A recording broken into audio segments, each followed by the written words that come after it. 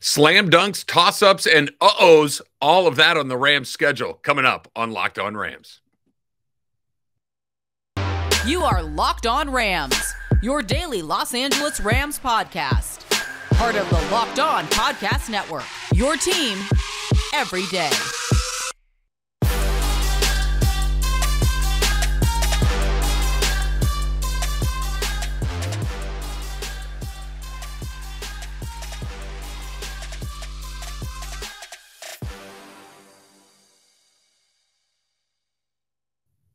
Thanks for making Locked On Rams your first listen every single day. My name is Travis Rogers. I host Locked On Rams as well as hosting the Rams pre- and post-game show on their flagship station, ESPN Los Angeles. Don't forget to click that subscribe button. That way you get Locked On Rams every single day. Don't forget to subscribe to our Locked On Rams YouTube channel as well. You will get that every single day as well. And of course, all of this is part of the Locked On Podcast Network. I want to talk a little bit about the Rams schedule. Obviously, it's been out for a little bit, but just as we get a little bit closer, we can kind of break this down into three categories. And I want to talk about the slam dunks, kind of the toss-ups, and the uh-ohs, that this is a game that going into it, at least on paper and at least at this point in the season, feels like maybe you're going to have to catch a break or two along the way to try to win one of those games. And we'll talk about the predictive records in those and what it means for their overall success. And we'll kind of go 3 games at a time and put 3 games in each different category. So let's get right to it. Let's start with kind of the slam dunks, right? The games that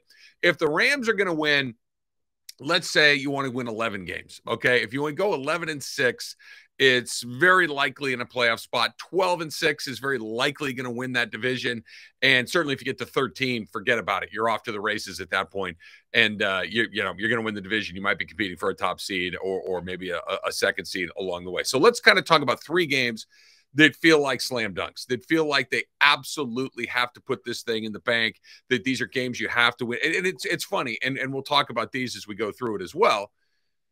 There's almost one game every single season that you would bet your car that your team is going to win, and they don't, right? That's honestly maybe the secret sauce of the entire NFL. I'll go back a couple of years ago. The Rams were desperately trying to make a playoff run, and they're getting the New York Jets, who hadn't won a game all season long. It's late in the year, and they need to beat the Jets, who are terrible.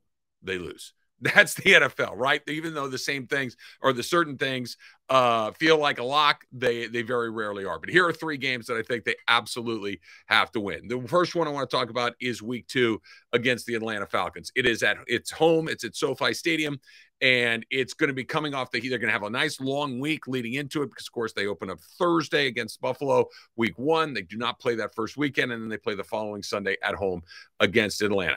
Atlanta's bad. Atlanta is probably going to be one of the worst teams in the league. Atlanta is not going to win their division. Atlanta might not win 5 or 6 games. They might not win 3 or 4. They're going to be a bad football team. They got rid of their longtime quarterback. They are in full rebuild mode. This is not a team that's expecting to win. This is not a team that's expecting to make a lot of noise.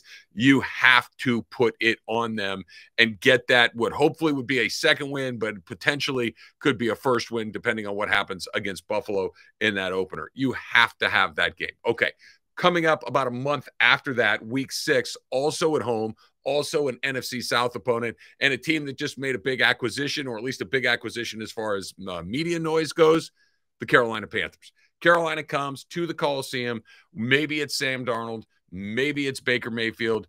Who knows? But this is another team that is not expected to make a whole bunch of noise, that is not expected to compete for that division. This is a game that the Rams are going to have to put into that pocket. This is a game that if you lose that, it's like, hey, something is not right here. Obviously, there are extenuating circumstances to all this stuff, depending on health and a variety of other things, something a bad call. I mean, we know it when we see it, but what it can't be is one of those games where it's like, wait, that was just a football game and the Rams lost to Carolina. They need to put that Carolina, because if you can't beat that team, if you can't beat a team that, by the way, they fall into the classic pattern of if you have 2 quarterbacks, you don't have any. And I think that's where they are. They have Sam Darnold, who, unfortunately, who I really like, and I was hoping he was going to have a nice career. I loved him at SC. I thought he did a great job. Really, the only good year that Clay Helton never had as the head coach there was because Sam Darnold was terrific. went to the Jets, got poisoned by them, and I don't know if you can ever wash that stink off completely, but he has not been very good in the NFL. Baker Mayfield is average, right? When he's good, he's slightly better than average.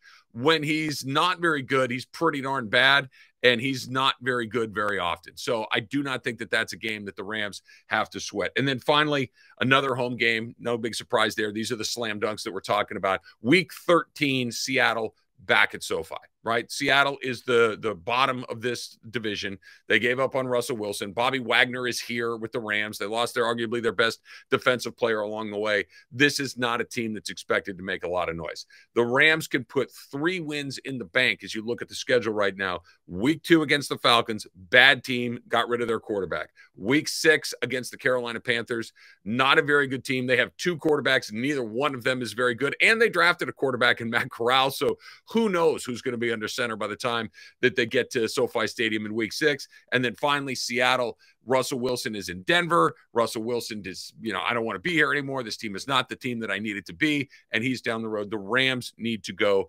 3-0 through there. So if you put those in there, now we got 3 wins on the good side. That, of course, brings us around to the other side, which is these games that could go either way. The toss-up games, that's coming up next on Locked On Rams. But first, let's talk about Dave, right? Let's be honest with each other, right? We've all found ourselves at one point or another where we're a little low on funds and you need to get to the end of the week, the end of the month, something pops up, you need to take a trip, you got a car repair. We know what it is, right? That's where Dave can help. If you are living check to check, if you're struggling to get to the end of the week, the end of the month, it can be a very stressful and difficult time, right? When you're not, especially when something unexpected comes up. Dave is the banking app that can help you get up to $500 instantly with extra cash. That's more money to put gas in your car, which is an unbelievable expense right now. Maybe to buy a gift that you're going to a wedding, something that you just didn't happen to budget for at any given time, or maybe just need to catch up on your bills. You can catch up on those expenses that have been stressing you out without any hangups, and there's no interest and there's no credit check needed. So if you're in a pinch and you need some extra help, download Dave and think of it as a helping hand from the future you. Here's how you do it. Download the Dave app from the App Store right now. That's DAVE. Sign up for an extra cash account and get up to $500 instantly. For terms and conditions, go to dave.com/legal. Instant transfer fees apply. Banking provided by Evolve, member FDIC, and the future you is going to thank you. Okay, so we did the games that you have to have. Let's move to the next games that could go kind of either way, right? And as we talk about this, I think if you can get through this 2-1, you've done pretty well. We've already got 3-0 with our slam dunks. Right now we're in the toss-up category. If you can get through your toss-ups 2-1, awesome. You're in a good spot. If you go through 1 and 2, it's not the end of the world. You can deal with 1 and 2 and keep it moving, and you're still on track for the goals that you have for the season. You lose them all, and now all of a sudden you're in a little bit of a weird spot. You win them all, wow, there you go. There's one in the bank that you probably did not think you're going to have. So which are the 3 games that could go either way? These are, and what we're talking about here is, you could play well and lose. That's basically what we're talking about, right? That you could have a game where you could play a good game. Your quarterback could play clean. You don't have to turn the ball over. Your defense doesn't have to give up any big plays. And at the end of the night, you lost 28-24. It could be, they're good teams. The team on the other side is saying the exact same thing about the Rams, right? Let's start with what I would argue is the most obvious one of the bunch. The opener against the Buffalo Bills at SoFi Stadium, week 1 against Buffalo. This is the team that's the favorite to win in the AFC. This is the team that's one of the favorites to win in the NFC. We were an overtime rule change away potentially from having this be the Super Bowl matchup last year. We saw the Rams go to Buffalo and deal with Josh Allen a couple of years ago. Not an easy team to deal with. Not an easy place to play. Not an easy team to play against. And Josh Allen has really kind of elevated himself to another level as far as those guys that even if you have a lead against him, you don't feel entirely safe. And like I said, you don't have to play poorly to lose that game. You can actually play pretty well and lose, especially week 1. The Rams don't play anybody in the preseason. That first game is the first time that you're going to see everybody that's available to play together at the same time. It's the first time you're going to see Aaron Donald in a football game, and Jalen Ramsey and Matthew Stafford and Cooper Kupp and Allen Robinson and all the players. Joe Noteboom is probably not going to play much in the preseason if he plays at all. So put all these pieces together. That's the first time you see it. Maybe they're not quite clicking the way that you would like them to. I think that's an interesting game. I think that one could go either way. Let's move to the second. That one's at the week 1 of the season. Let's go all the way towards the end of the season. And I hate saying this because it feels like we do this every single year. And I'm talking about the opponent here. Week 17, they play the Los Angeles Chargers in Week 17 at SoFi. The Rams will actually be the visiting team. There will be a lot of Rams fans in the house, obviously. So maybe it's a 50-50 crowd. What I don't like about this is that every year it feels like, hey, this is the year that the Chargers really figure things out. This is the year that the Chargers finally put all the pieces together, that they don't have bad luck, that the coach doesn't make bizarre decisions, that they finally just let the talent that's on this team do its thing, and they win a bunch of games.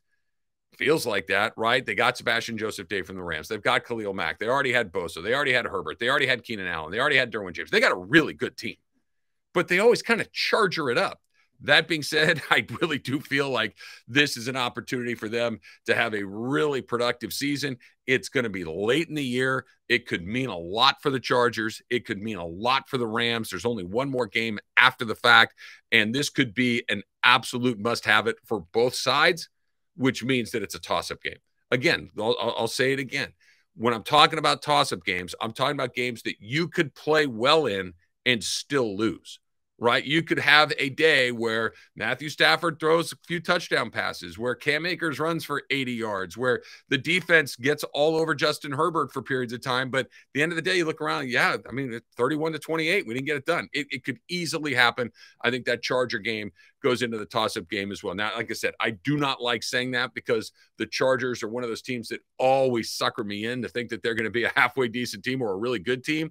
And they end up being, well, none of those things, right? So that's game number 2. Game number 3, this one, I almost put it in the slam dunk. And then I said to myself, well, hold on a second. You can't put it in the slam dunk because the quarterback on the other side. Talking about Tom Brady and the Bucs. This is kind of right in the middle. We have one at the end, we have one at the beginning, and we got one right in the middle. Week 9, Tampa Bay in Tampa Bay, right? Okay, so why did I almost put it in the slam dunk category? Because the Rams beat the Bucs. A lot, 3 times in a row with Tom Brady. They have beaten Tom Brady in Tampa 3 times. And other than the divisional playoff game where Tampa made a really nice comeback and made it very, very tight at the end, an incredible ending, of course, the love of the game route, the whole thing. Jared Goff goes into Tampa and beats the Bucs and Tom Brady. Tom Brady and the Bucs come to SoFi last year early in the season, and the Rams just put it on him. It was not close. And even in that divisional game, the Rams were the better team for, I don't know how many games, 60 minutes in a football game, right? They were the better team for 55 of those minutes. They had a terrible run in the second half where they turned it over, where Jalen Ramsey got burned. But as weird as it sounds, Tom Brady does not scare me the way that he did when he was in New England. When they were going up against him and the Patriots in the Super Bowl a few years ago, it's like, yeah, something weird's going to have to happen for them to pull this thing out, I think, because Tom Brady just finds a way to win these games. And he did. It's a very different dynamic in Tampa. That being said, it's Tom Brady. That's why it's in the toss-up category. That's why I think look, if Tom Brady has a day, you lose, right? And Tom Brady has a lot of good days. Now, he's 748 years old, so maybe those days are coming a little bit less frequently, but I still think that that's an incredibly challenging game and a game that really could go either way. So how do they go through those games? Week 1, Buffalo, at Los Angeles in Week 17, and then at Tampa in Week 9. I think they get 2 of those. They're going to lose one of those games. Those are 3 really good teams. 2 of them are on the road, and I wouldn't be surprised if they lost 2 of them. I'll give them 2-1. So now we're looking at 5-1 in those 6 games. The 3 slam dunks, we're talking Falcons, Panthers, and Seattle, all those games in LA at SoFi Stadium. And then you got the toss-ups with Buffalo, LA. I'm just going to call them San Diego. We all know that they're not in San Diego. We could put the disclaimer there. I'm calling them San Diego. And then you got Tampa. So we're 5-1, which brings us to the next category, which is you're going to need to catch a break along the way. That's coming up next. But first, let's talk about our friends at BetOnline. BetOnline.net is your #1 source for all your sports betting needs and information. Find all the latest sports developments, league reviews, and news, including this year's NHL playoffs, which are over, and Major League Baseball as well, which we are just about at the halfway point. And good thing you didn't listen to me about the Angels, right? Told you that was going to come apart. BetOnline is your continued source for all your sports wagering information, including live betting, esports, and scores. BetOnline.net remains the best spot for all your scores, podcasts, and news this season, and it is the fastest and easiest way to check in on all of your sports and events, including MMA, boxing, and golf. Head to the website today or use your mobile device to learn more about the trends and the action. BetOnline, where the game starts. Okay, so we have the slam dunks that I think they're going to go 3-0 against the Falcons, the Panthers, and the Seahawks, all those games at SoFi Stadium. The toss-ups, which we have Buffalo, San Diego, LA, and Tampa, 2 of those on the road. They do get the Buffalo Bills at home. So I think maybe 2-1 through there. Even 1-2 you can kind of tolerate along the way, which brings us to the final category. 3 games that it feels like the Rams not only will have to play very well, but they may have to catch a break here and there. They may have to get a turnover. They may have to get a call that maybe bounces their way. Maybe something that you don't exactly expect. Not that it's impossible for them to win these games. Not that they just can't go out there and beat them, but we're talking about very good teams, and all 3 of these teams away from SoFi Stadium, where the Rams have had a great deal of success. But when you look at some of these teams, you're talking about some of the best in the NFL. Let's start right here. Of course, you got the Kansas City Chiefs, Week 12 in Kansas City. I know Tyreek Hill is in Miami. I know that the Chiefs are going through a little bit of a transition, but it's nothing like a rebuild or anything like that. And here's what they do have. Here's what they have in Kansas City. They have one of the most impressive home field advantages in the sport. It's late in the year. It's Week 12. The weather could be a factor. That's something that the Rams just don't have to deal with on a regular basis. And they got Patrick Mahomes and Andy Reid on that squad. Look, have they had some weird ones along the way? Sure they have. Can the Rams win that game? Yep. They beat them at the Coliseum in one of the great Monday night games of all time. But this is in Kansas City. Weather could be a factor, and Mahomes and Reid are those guys. So if they can go in there and beat the Chiefs, that not only is a nice win, that could be a win that kind of sets you up for some very special things along the way, because that's not one of those, it's the NFL. Everybody will be geared up. The Chiefs are going to be ready for that game. The Rams are going to be ready for that game. Everybody's going to have a lot of juice in it. And if the Rams can find a way to win it, that is a very, very big deal. Same exact situation brings us to the next game on this list, right? Not just a team that's very, very good, a team that has an incredible home field advantage. It is late in the season, and weather could play not just a part of it, but maybe is the story of, I don't want to say every game, but most games late in the season at Lambeau Field. The weather is a big deal. The Packers and the Rams will play Week 15 at Lambeau. It is going to be cold. I've been to Lambeau Field. I went when the Packers and the Carolina Panthers played in the NFC Championship game 10 million years ago. I was at that game. It was about 8 degrees. It was miserable, super fun, but unbelievably cold. I can't imagine having to play a game in there. And I know Matthew Stafford has been in the NFC North and played a lot of games in Green Bay, played a lot of games in cold environments like Chicago and Green Bay and places like that. I get it. The rest of the Rams have not. The Rams are indoor cats. They're really fast. They're really good. And LA, even in December, is 71 degrees. I think that and the Packers are the team that have really kind of been their kryptonite, right? What were we talking about at the end of the season last year when the Rams went from the number 2 seed and they dropped all the way to the number 4 seed? And you're thinking, well, great. Now you got to go to Lambeau Field. And then the 49ers ended up doing them a favor and taking the Packers out. Game ends up back in Los Angeles. The Rams have not had success there. Now, they go back a couple of years ago, the regular season doesn't work. You go back a couple of years ago in the playoffs, it doesn't work. We got Aaron Rodgers beat by the Rams in the Coliseum a few years ago, but that was a big fumble at the end where the special teams made a huge mistake. The Packers, even with I'd rather play Aaron Rodgers in the playoffs in Green Bay than in the regular season in the Green Bay. So I think that is one of those. And then this one, I think the Rams are the better team. I think that the Rams are going to finish with a better record. I think that the Rams have proven that they've at least cracked the code to a certain degree. But I'm talking about the 49ers, and I'm talking about going up there Week 4 against the Niners up at Levi Stadium. The Niners just know how to play the Rams, right? And look, the Niners are a good team. They were in the NFC Championship last year. They're going to be a good team again this year. I think Trey Lance will probably be okay. And if he's not, by the way, Jimmy Garoppolo is still going to be there. Whether they trade him before then or not, it's certainly possible, but it doesn't seem likely. The Niners know how to play the Rams. They just know how to do it. Whether it's Debo or whether it's George Kittle or whoever, they just seem to have some sauce that matches up really well against LA. And I would be surprised is maybe too strong of a word, but I would be really pleasantly surprised if they were able to go into San Francisco and win that game. Not because I don't think they're better, just they don't do that.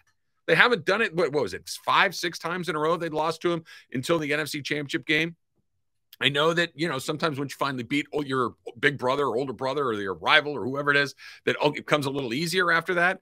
I'm not so sure about this one. There's a matchup component to those two teams that favors San Francisco. And it's nothing you can put your finger on exactly, but the Rams have just not played their best football against the Niners. So let's say you go 1-2 there.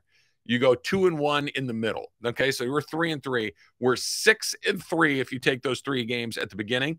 And now you've got 9 games there. You've got 8 games left. You're 6-3. You got 8 games left. If you can find a way to win 6 of those 8, now you're at 12 wins. 5 of those 8, you're at 11 wins. You just need to, and those are the games against teams like the Raiders, the Broncos, your divisional games, the Saints. Anything could happen, right? I don't know if they're easy games, hard games. Those are just the randomness of the whole NFL. But if they can get through those 3 pockets with what I'm saying, that's 6-3. Maybe it's 7-2. If you catch a break along the way, you go 2-1 in those final 2 categories, or maybe you ace one of them and go 3-0. But just as likely, you're probably going to go 1-2 or 0-3 in one of them. This is what I'm talking about. Those are the 3 pockets of the schedule that I think are going to make or break that Rams season. That's going to do it for this edition of Locked On Rams. Thanks for making us your first listen every day. Now make your second listen the Locked On NFL podcast, our national NFL experts and insiders, keeping fans dialed in with the biggest stories and latest news from around the league, because an off season does not equal a break in the action. Until next time, whose house? It's Locked On Rams house.